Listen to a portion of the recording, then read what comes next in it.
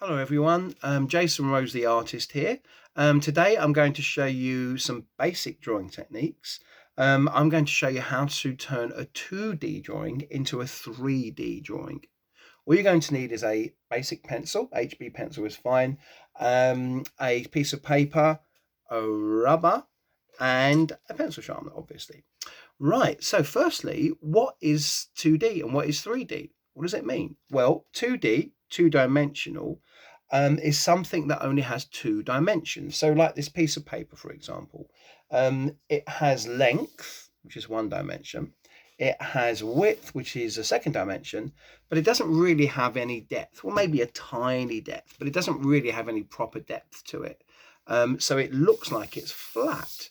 Unlike, say, this cup, which is really 3D, because this cup, unlike the paper, it has length, it has width, but it also has depth. It comes right out at you, like me, like my face, like my nose especially. I've got a big nose.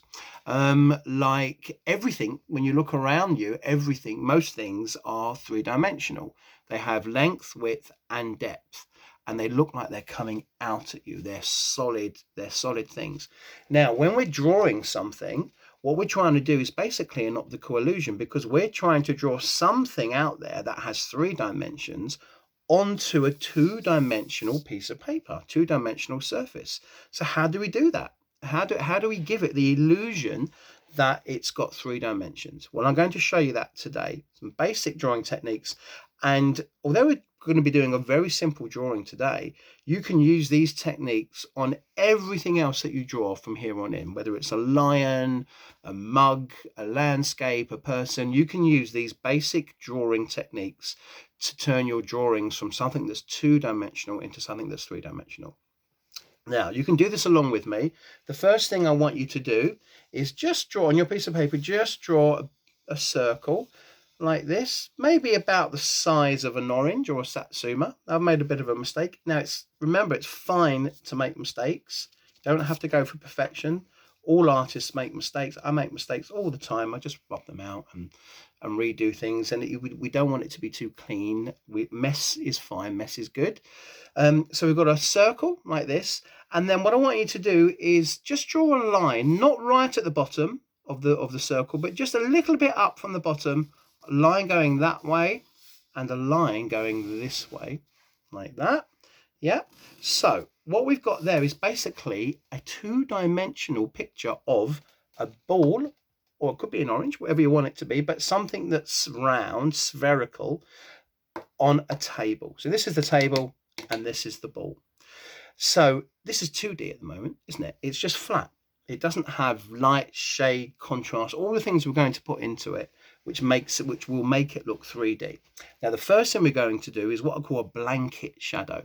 So if you hold your pencil fairly far down like this, don't hold it like a pen, like you're going to press really hard. Hold it kind of in your fingers like that, fairly gently.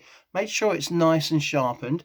And what I want you to do is just do what I call a blanket shadow, very lightly, with a nice sharp pencil over the whole of the ball like this. Like this. Doesn't matter if you go out the edges, remember, we don't need perfection. Like that, as close together as you can. And then with your finger, because I always use my finger, just smudge it in like this, little circular movements or left to right movements. So we make it nice and smooth like that. So that's what I call blanket shadow. That's the first thing we've done. Now, it's still not 3D, but it does stand out a little bit. So we're kind of breathing life into our ball picture. We're slowly making it look like it's standing out. Second thing we're going to do is a shadow. Now, this is a really important thing to make your drawings look 3D. Now, we're going to imagine that the sun, you don't have to draw this unless you want to, is here. I'm going to draw a sun here. Now, you can see on my face, can you see that there's light on this side, especially on my nose and on my cheek and on my forehead, and there's shadow on this side? That's because the window is over there. So the light is coming in from the window, it's hitting my face on this side, and on this side, it's just leaving a shadow. So that's why my face really looks like it's coming out at you, because of the light and the shade. Now, if we have our sun here, and it's shining on our ball, where's the shadow going to be? Yep, the shadow is going to be on the opposite side to where the sun is. So what I'm going to do is now I'm going to hold my pencil a little bit further down like this, maybe holding it flat rather than holding it like a pen. Try and hold it flat like this with your finger on top there. And what I want you to do is start off really pressing quite hard. Doesn't matter if you go in different directions with your, which is called cross hatching. Doesn't matter if you go all different directions, starting off on this side of the ball, the darkest side of the ball, working your way into the middle of the ball. Now what I'm doing is I'm releasing the pressure and maybe pushing my finger back down the pencil a little bit so that I'm getting less and less pressure on the pencil, so that it's getting lighter and lighter and lighter until eventually I'm not pressing at all. And then what I'm going to do is my finger, I'm going to smooth it in a bit like as if I'm making it out of clay. I love kind of really getting stuck into my drawings and my paintings as well. Using my fingers like this, just almost like I'm making it out of clay. And then you can shade on top of your shading. So I'm going to go even darker now on top of my original shadow, just to make it really dark down here. You want to try and avoid any straight edges to your shadows. Just try and make it as smooth and as graduated as you possibly can, like that. So we've now got some shading on our ball. Now it's making it look like it's standing out a bit, isn't it? But still not as much as it could be. The next thing I'm going to put in is contrast. Now, contrast is basically the difference between the object and the background. Is it lighter or is it darker than the background? If you look at my head, look at my hair. I haven't got a lot of hair, but the hair that I do have is darker than the background. But if you look at my chin here, my chin is actually lighter than the background, which is my shirt. So darker than the background, lighter than the background.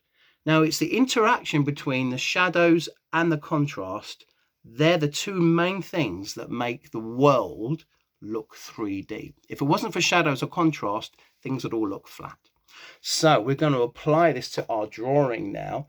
Where the ball is light, watch what I'm going to do. I'm going to push my finger really far down the pencil and I'm going to press really hard from the outline of the ball, shading outwards. It doesn't matter which, you can go any direction you want. You don't always have to go the same direction. Where the ball is light, I'm shading dark. I don't have to do the whole paper because my arm will get really tired. So I'm just going to go a little away from the ball, small a distance away from the ball, like this. I'm going to sharpen my pencil a little bit. Every now and again, you will need to sharpen your pencil. Right, that's better. And just working away from the ball. Sometimes I even turn my wrist around completely like this and down to the table and then lengthways like this. Doesn't matter, like I said, doesn't matter which way you hold your wrist, whichever way is most comfortable and most effective. Like this. Now, where I come round to where the ball is dark, now this is going to be different. This is now where I'm going to shade the background light. Here, it doesn't matter so much if I actually shade into the ball because you're not going to see my shadow because the ball's already dark. So I'm shading fairly lightly around here. And then as I come around here, I'm going to go over it again and go darker and darker and darker. And then I'm going to smooth that out with my finger. What I might do now is just go over the ball a little bit just to enhance some of the shadows. Now, the ball should be, can you see, it's really standing out a lot more now. And a really strange thing has happened. The outlines, do you remember before the ball and the table were just made up of outlines like that? Now they're not. You can't really see the outlines here. The outlines have disappeared because when you shade and when you do contrast, the outlines disappear either into the background or into the object. Because when you look around you, you look at me, I don't have an outline, unless I was Mickey Mouse or Scooby-Doo or a cartoon character. But in real life, people, objects, landscapes, trees don't have outlines. They just have shading and contrast. And when you put your shading and contrast, like we've just done, into your drawings, then the outlines just slowly disappear and your drawings look more realistic, more 3D. So the last few things we're going to do are on the table. We're going to make the table look a bit 3D. What would be on the table, do you think, from the ball when the light is shining on it? You can see it actually here. Can you see there's a shadow from my head on the paper? That's it, a shadow. So the shadow, we're going to put the shadow from the ball onto the table here. Just get rid of my chair.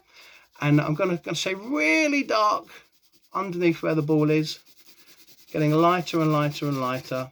So where the ball is touching the table, that's where the shadow will be at its darkest. Now here, an interesting thing happens is that when the light hits the ball, it bounces on the table and you'll get a little bit of light just where you think the darkest bit of the ball is. You'll get a little bit of light, and I'm going to do this with the rubber. Tiny bit of light there. It's called reflected light. You can sometimes see it on people's chins because the light will hit their face. Then you'll get a shadow. Then it bounces back, maybe on their top or on the wall, and then it bounces back onto their chin, and you get a little bit of light just where you think it's going to be at its darkest. So a little bit of light there, and then right underneath that little bit of light, I'm going to shade. This is going to be the darkest bit of the picture, really dark. Right where the ball is touching the table, that's the darkest bit. And then just lighter as it comes away from there. Smudge that with my finger. And the last thing, this is the thing I really enjoy, highlights. The highlights are the brightest bits of your picture, the bits where the light or the light in the room or the light from the window hits something and makes it really bright, like you sometimes see on a balloon or a bottle or in someone's eye. So the highlight will be right here, closest to where the light is. We're going to use our rubbers. Now remember, rubbers aren't just for rubbing out mistakes. They're for actually drawing light with. You can draw light with a rubber. It's really cool. And in other videos, I'll really show you more how to do this. So you just get your rubber. I break my rubbers in half because you get a really nice edge to your rubber when you do that. And you can use the edge a bit like a pencil.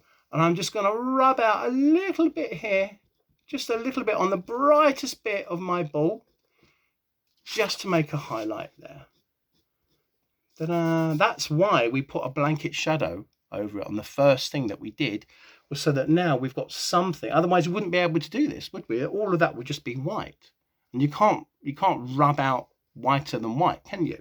So you can just do a little bit of rubbing out here for the lightest bit, and that's our highlight.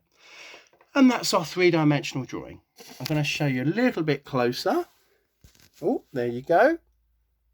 So we've turned it from that into that using a blanket shadow, using shading, using contrast, using reflected light, using with a rubber, and then putting a shadow in on the table, and then using the rubber to create the last thing, which is the highlight. So have a go at doing this and enjoy it. Everybody draws slightly differently as well. Everybody shades slightly differently. So there might be a few of you doing this at once, and everybody's drawings will look slightly different, which is absolutely fine.